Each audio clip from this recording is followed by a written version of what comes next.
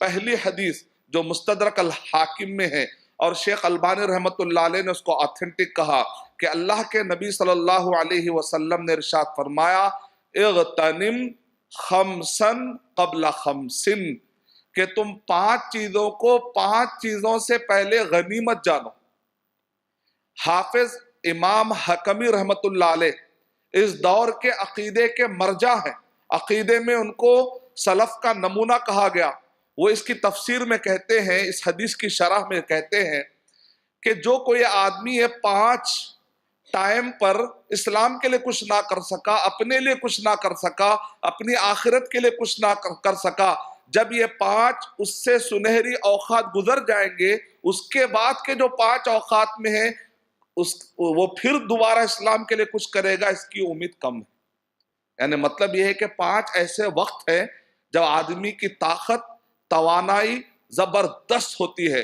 اگر وہ آدمی اس ٹائم پر نہیں کرے گا تو پھر گارنٹی نہیں اس بات کی کہ وہ ٹائم گزرنے کے بعد پھر وہ کرے گا۔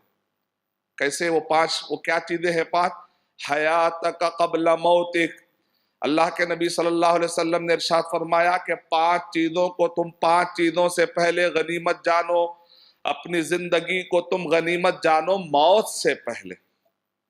اور اس کے بعد اللہ کے نبی صلی اللہ علیہ وسلم ارشاد فرما رہے ہیں وَصِحَّتَكَ قَبْلَ سَقَمِكَ، بیمار ہو جانے سے پہلے، موت سے پہلے اپنے زندگی کو تم غنیمت جانو، بیمار ہونے سے پہلے اپنے صحت والی زندگی کو غنیمت جانو۔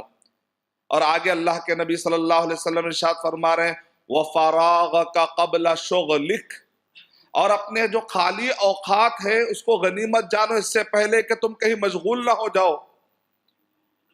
وَشَبَابَكَ قَبْلَ حَرَمِكَ، اور اپنی جوانی کو تم غنیمت جانو بڑھاپا طاری ہونے سے پہلے۔